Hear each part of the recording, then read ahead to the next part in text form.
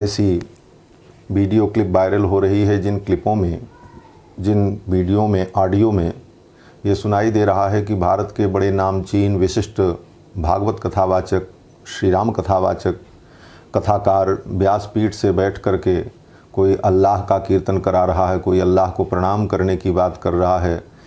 इस प्रकार से जो अनेक प्रकार की बातें चल रही हैं और जिस पे अनेक प्रकार के लोगों के अपने अपने मत, अपनी अपनी कमेंट आ रही है, इन सारी चीज़ों को देखते हुए आज विचार करने की आवश्यकता है कि हिंदू सनातन धर्म का जो सिद्धांत है, उस सिद्धांत के प्रचार प्रसार के लिए, सनातन धर्म के प्रचार प्रसार के लिए ये व्यासपीठ की मर्यादा है।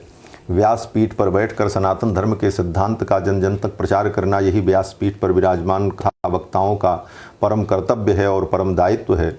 लेकिन इससे हटकर क्षुद्र लोकैषणा के लिए, सस्ती लोकैषणा को प्राप्त करने के लिए कभी कोई अल्लाह अकबर करने लग जाए, कोई अल्लाह को प्रणाम करने लग जाए, नमाज की हिमाकत करने लग जाए, नमाज की पैरवी करने लग जाए, अजान होने लग जाए तो कथा बंद कर दी जाए, ऐसी बातें कह करके इस समाज को दिग्भ्रमित करना ये वक्ताओं का दायित्व नहीं है। अगर बड़े कड़े शब्दों में कहा जाए तो शुद्ध धर्म केवल सनातन धर्म है। बाकी दुनिया में जितने धर्म के नाम पर पंथ हैं, चाहे वो इस्लाम हो, चाहे ईसाईयत हो, सब अधर्म है।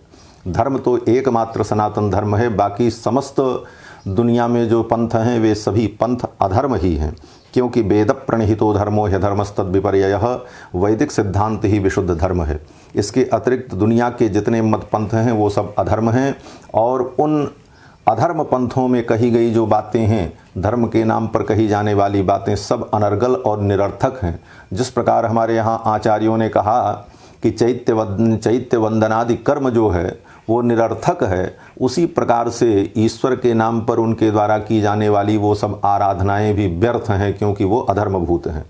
तो शुद्ध रूप से सनातन धर्म वैदिक सनातन धर्म है, और वैदिक सनातन धर्म के अनुकूल आचरण करना यही ईश्वर को प्रसन्न करने का, ईश्वर को प्राप्त करने का मूल मंत्र है।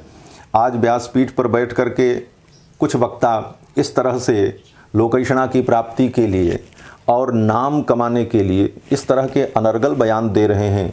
इसकी घोर निंदा होनी चाहिए, इसकी आलोचना होनी चाहिए, और समाज को ऐसे लोगों का बहिष्कार करना चाहिए। गोस्वामी तुलसीदास जी महाराज ने रामायण में लिखा कि इस चरित्र को, भगवान की इस कथा को जो संभाल करके गाएगा, जे गावहीं यह चरित संहारे, ते यही ताल चतुर रखवारे।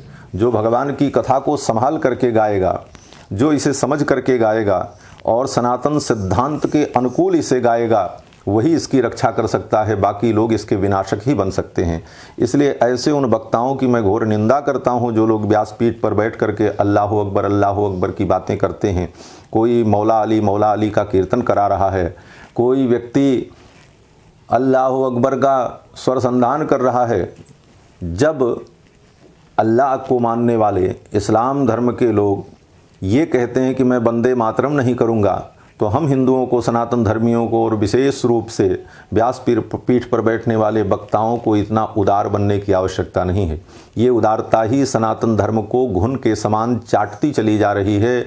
इस उदारता से बाहर निकल करके जब तक हम सैद्धांतिक नहीं बनेंगे और अपने सिद्धांत की रक्षा के लिए कटिबद्ध नहीं होंगे, तब तक सनातन धर्म सुव्यवस्थित नहीं हो पाएगा। इसलिए ऐसे वक्ताओं की घोर निंदा होनी चाहिए।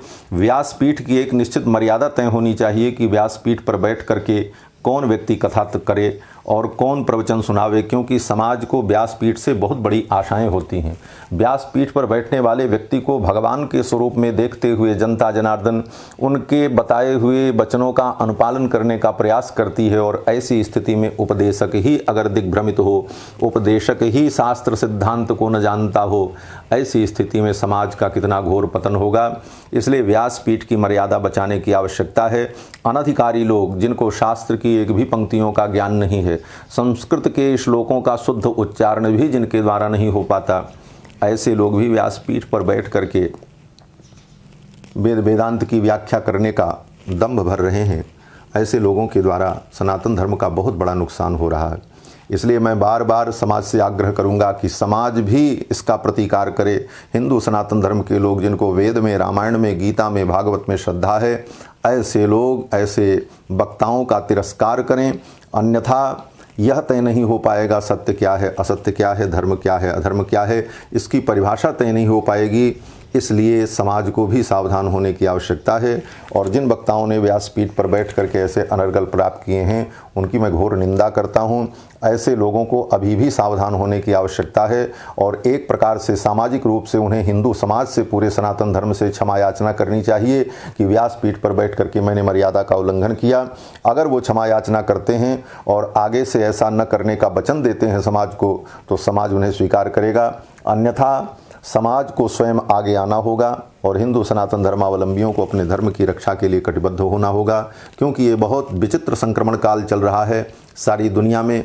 एक तरफ कोरोना महामारी से लोग ग्रस्त हैं, परेशान हैं, सबके कारोबार बंद हो चुके हैं, सारे व्यापार बंद हो चुके हैं, लोग अपने अपने घर में कैद हैं और कहीं न कहीं लोग धर्म के तरफ अभिमुख होकर के, धर्म के पथ पर चल करके अपने जीवन में शांति और सुख प्राप्त करना चाहते हैं।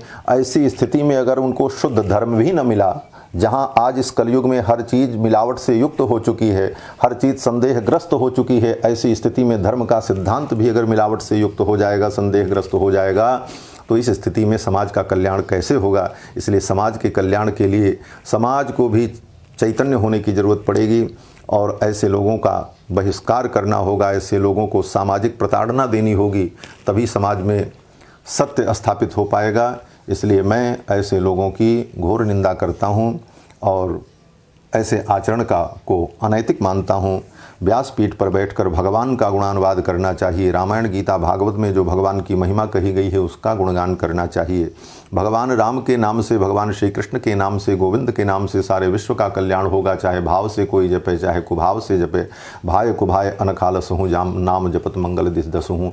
ऐसे कल्याण गुणगण निलय, अखिल कोटि ब्रह्मांड नायक, श्वेतर समस्त वस्तु विलक्षण, वात्सल्य सौशील्य मार्दव, आर्जव सौहार्द साम्य कारुण्य माधुर्य गांभीर्य आदि अनंत गुण गंभीर भगवान को छोड़कर अल्लाह अल्लाह करने से किसी प्राणी का कल्याण नहीं होगा। इसलिए अपने प्रभु श्री राम की आराधना करें, अपने प्रभु श्री कृष्ण की आराधना करें, गोविंद की आराधना करें, भगवती दुर्गा की आराधना करें, भगवान शिव की आराधना करें और शास्त्र सम्मत आराधना करके ही जीव को परम गति की प्राप्ति होगी। गीता में भगवान श्री कृष्ण ने कहा है, शास्त्र विधिमुत्सृज्य वर्तते कामकारतः, यो शास्त्र विधिमुत्सृज्य वर्तते कामकारतः न स सिद्धिमवाप्नोति न सुखम न पराम गतिम तस्मात् शास्त्रम प्रमाणन्ते कार्याकार्य व्यवस्थितो।